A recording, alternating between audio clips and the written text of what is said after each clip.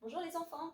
Alors les CM1, aujourd'hui, gros moment, on va apprendre à poser des divisions à deux chiffres au diviseur, mais avec des unités qui ne sont pas des zéros. Et donc on va voir comment ça fonctionne et on va surtout voir apparaître des retenues. Alors vous voyez qu'on va faire 5 divisions différentes, mais vous n'allez pas regarder ces 5 divisions dès aujourd'hui. Vous allez commencer par la première. Et quand vous aurez bien compris le principe de la première, vous irez voir la deuxième. Quand vous aurez compris la deuxième, vous irez voir la troisième, puisque la difficulté va être croissante et donc va être un petit peu plus importante à chaque division.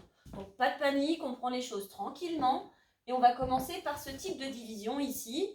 Et donc 78 418 divisé par 43. Il faut imaginer qu'on a par exemple 78 418 € qu'on veut partager entre 43 personnes. Ici, nous allons trouver combien chacun va pouvoir recevoir et on aura un reste qui me dira combien je peux garder dans ma poche. Alors, je pose d'abord mes repères. Vous savez faire, on pose le repère sur 43 et on laisse les unités de côté puisqu'on ne connaît pas la table de 43. De l'autre côté, je vais prendre quelque chose de plus grand que 43. 78 me suffit et je laisse les unités de côté. Ce qui va me permettre de voir que j'ai 1, 2, 3, 4 chiffres à mon quotient.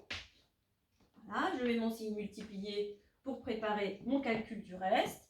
Et je vais repasser mes dizaines en bleu et mes unités en rouge.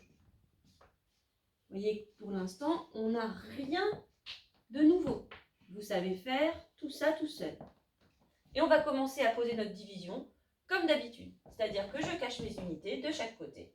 Et je vais chercher dans la table de 4 à me rapprocher le plus possible de 7. Dans la table de 4, c'est 4 fois 1 que je mets ici. Et je vais calculer mon reste d'unités que je vais venir mettre sous mes unités. Puis mon reste de dizaines que je viendrai mettre sous les dizaines. Une fois 3, 3. 3 pour aller à 8, il me reste 5. Une fois 4, 4. 4 pour aller à 7, il me reste 3. Quand j'en suis là, comme d'habitude, je descends le chiffre suivant, je remets mes repères, je laisse les unités de côté et je repasse les unités en rouge et tout le reste en bleu. Et je me dis 35 dans la table de 4. 35 dans la table de 4, c'est 4 fois 8. Donc je mets 8. Et je calcule mon reste d'unités que je viendrai mettre sous les unités, puis de dizaines que je viendrai mettre sous les dizaines. 8 fois 3, 24. 24 pour aller à 4. Et là, je m'aperçois que ce n'est pas possible. 24 pour aller à quelque chose qui se termine par un 4, mais qui va être au moins 24. Bien ici, en mettant une retenue de 2, je vais pouvoir faire 8 fois 3, 24. 24 pour aller à 24, il me reste 0. Et là, vous voyez qu'on a été obligé d'utiliser une retenue. Cette retenue, on va la compter chez les dizaines, elle est bleue. 8 fois 4, 32. 32 plus 2, 34. 34 pour aller à 35, il me reste 1. Alors, pas de panique, c'est normal, vous n'avez pas tout compris. Je répète. 8 fois 3, 24. 24 pour aller à 4, c'est pas possible. Donc, je vais mettre une retenue de 2 pour faire 24 pour aller à 24. Il me reste 0. Cette retenue, elle est bleue, je vais la compter chez les bleus. 8 fois 4, 32. 32 plus 2, 34. Donc, il me reste 1. On continue. Je descends mon 1. Je remets mes repères. Et je mets en rouge les unités. Et en bleu les dizaines. Et je me dis, je cherche à me rapprocher le plus possible de 10 dans la table de 4. 4 fois 2. Et on va calculer le reste. 2 fois 3, 6. 6 pour aller à 1, c'est pas possible. Il nous faut quelque chose de plus grand que 6. On va donc faire 6 pour aller à 11. 11, c'est plus grand que 6 et ça se termine par un 1, c'est parfait. 6 pour aller à 11, il me reste 5. Calcul du reste de dizaines. 2 fois 4, 8. 8 plus 1, 9. 9 pour aller à 10, il me reste 1. Et je descends mon 8. Je remets mes repères. Je mets mes unités en rouge, mes dizaines en bleu. Et je me dis 15 dans la table de 4. 15 dans la table de 4, c'est 4 fois 3. Je mets 3. Et je calcule mon reste. 3 fois 3, 9. 9 pour aller à 8, c'est pas possible. Donc on va faire 9 pour aller à quelque chose de plus grand que 9 et qui se termine par un 8. 9 pour aller à 18.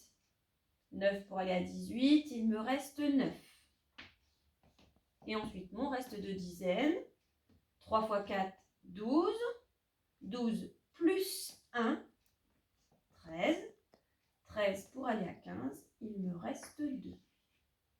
Vous voyez que dans cette division, le fait d'avoir mis un 3 ici au lieu d'avoir un 0, eh bien, quand je calcule mon reste, pour calculer mon reste d'unité, j'ai eu besoin de mettre des retenues pour avoir un résultat plus grand que la table de 8 x 3, 2 x 3 ou 3 x 3.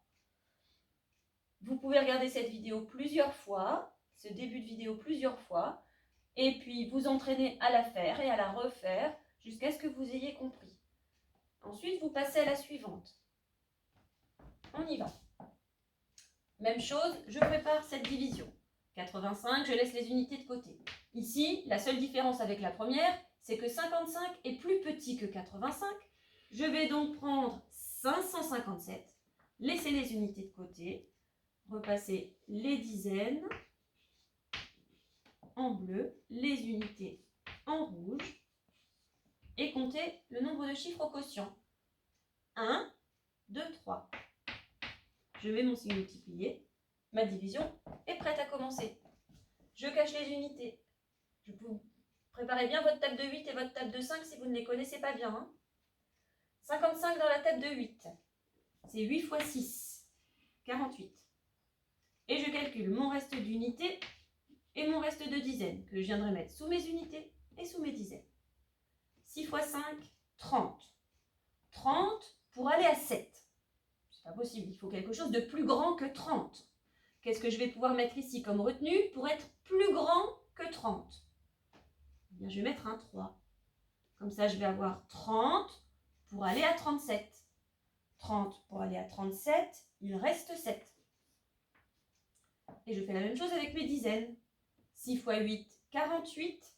On n'oublie pas de compter la retenue. 48 plus 3, 51. 51 pour aller à 55. Il me reste 4. Je descends mon 7.